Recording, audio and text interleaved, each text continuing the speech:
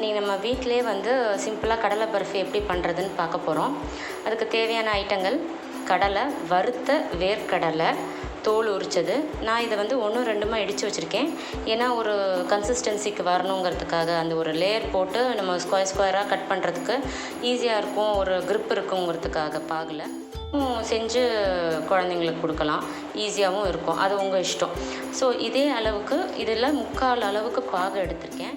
இந்த கம்பி பதத்துக்கு காய்ச்சிட்ருக்கேன். ஸோ இதை வந்து நல்லா இது பாயில் ஆகணும். இது வந்து வெள்ளைப்பாகு நல்லா பாயில் ஆகணும். இதோட நீங்கள் ஏலக்காய் ஆட் பண்ணுறதா இருந்தாலும் ஆட் பண்ணிக்கலாம். எவ்வளோ சுகர் உங்கள் வீட்டில் சாப்பிடுவாங்களோ அதுக்கு தகுந்த மாதிரி போட்டுக்கலாம். ஸ்வீட்னஸ் எவ்வளோ சாப்பிடுவாங்களோ, ரொம்ப ஸ்வீட் வேணுங்கிறவங்களுக்கு 1 கப்பாக வெல்லம் எடுத்துக்கலாம். கம்மியாக வேணுங்கிறவங்களுக்கு கொஞ்சம் கம்மி பண்ணிக்கலாம். பட் நீங்கள் வந்து ரொம்ப கம்மி பண்ணிட்டீங்கன்னா உங்களுக்கு பாகு வந்து ஒழுங்காக கிடைக்காது. பாகு ஒழுங்காக கிடைக்கலன்னா பர்ஃபி உங்களுக்கு லேயர் பண்ண வராது. ஸோ ரொம்ப கொஞ்சமாக இருக்கும். அப்போ உங்களால் வந்து தட்டில் பரப்பி லேயர் போட வராது. இன்ஸ்டன்ட் நீங்கள் என்ன பண்ணலான்னா அதை வந்து உருண்டையாக கடலை உருண்டை மாதிரி பிடிச்சி வச்சிடலாம். வந்து பாகு காய்ச்சணும். நல்லா ஒரு திக் கன்சிஸ்டன்சிக்கு வரணும். இன்னும் வரல. நீங்கள் பாருங்கள், கம்பி பதம் இன்னும் வரல. நல்லா கொதித்து வரணும். நீங்கள் இதை வந்து கொஞ்சமாக ட்ரை பண்ணுங்கள் ஃபஸ்ட்டு. அதுக்கப்புறம் லார்ஜ் குவான்டிட்டிஸ் வேணும்னா அதுக்கப்புறம் பண்ணுங்கள்.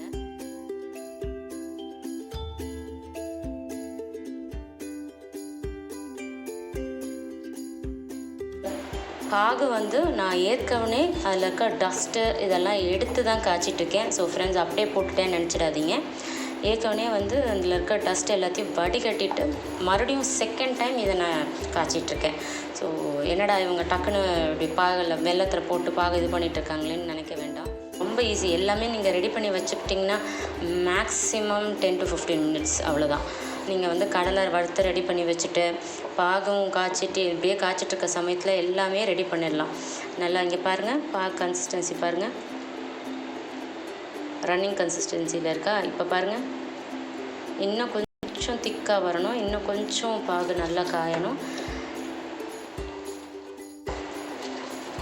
பாகு நல்லா காஞ்சாதான் உங்களுக்கு வந்து அதோட க்ரிப் கிடைக்கும். அப்போ தான் கடலை பர்ஃபி ஸ்ட்ராங் ஆகும் ஆறுனதுக்கப்புறம். அப்படி இல்லைன்னா ரொம்ப கடலை தனியாக பாகு தனியாக அப்படியே லூஸாக இருக்கும். ஸோ அதனால் பார்த்துக்கோங்க. கொஞ்சம் நல்லாவே திக்காக காய்ச்சிக்கோங்க இந்த பாகை. இதில் சில பேர் சுகரும் கொஞ்சம் ஆட் பண்ணுவாங்க. அந்த ஒரு கிளேஸ் கொடுக்கறதுக்காக கொஞ்சம் சுகர் ஆட் பண்ணிக்கலாம். ஏலக்காய் பொடி போடுங்க. சில பேர் சுக்கு பொடி போடுவாங்க. நட்ஸு போடுவாங்க. நீங்கள் வேர்க்கடலைக்கு பதிலாக எந்த நட்ஸு வேணாலும் போட்டு பண்ணலாம். லைக் கேஷ்யூஸு, பேரிச்சம்பழம், பாதாம்.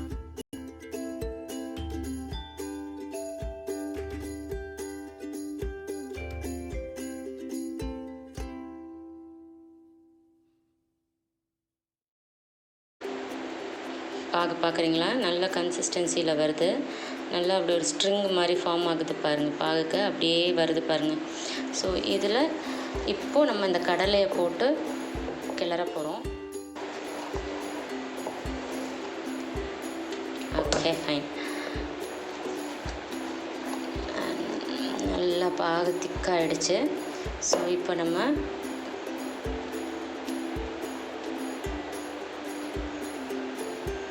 இந்த வறுத்து வச்சுருக்க கடலையை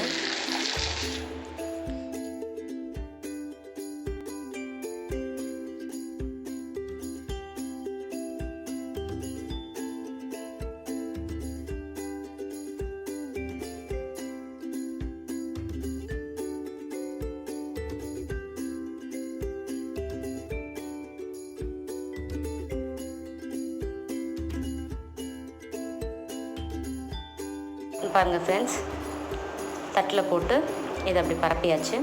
இது கொஞ்சம் நேரம் அந்த ஹீட்டு கொஞ்சம் ஆறட்டும். அதுக்கப்புறம் நம்ம பீசஸ் போட்டுக்கலாம். அது வரைக்கும் கொஞ்சம் கூல் ஆகட்டும். அதுக்கப்புறம் நீங்கள் எடுத்து சாப்பிட ஒரு கண்டெய்னரில் போட்டு வச்சுக்கோங்க. எடுத்து சாப்பிட வேண்டியது தான்.